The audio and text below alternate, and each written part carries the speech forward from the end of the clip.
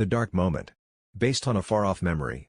When I was 6 years old, my best friend and I were in the old semi-haunted house I used to live in when I was a kid.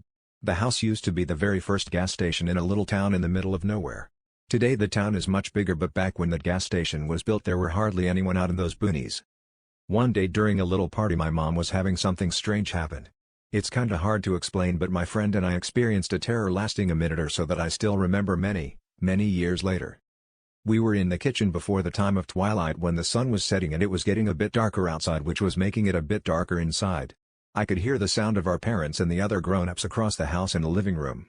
There were a couple white candles on the kitchen table that were giving off warm flickering orange light. We walked past the table, but when we got to the other side of the kitchen and looked back, the candles which were lit only seconds before were out and the house was suddenly much darker and eerily quiet. A chill ran down my spine as the atmosphere changed from warm and fuzzy to dark and haunting. I remember the two of us screaming and running back and forth across the house looking for the grown-ups, stopping in the doorways of the darkened rooms.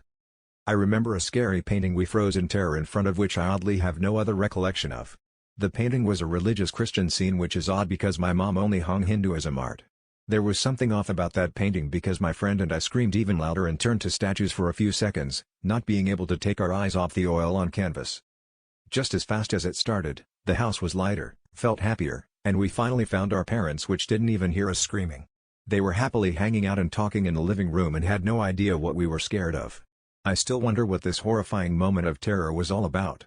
My friend and I never had a fright like this before or after. It was as if we passed into the darker in-between dimension.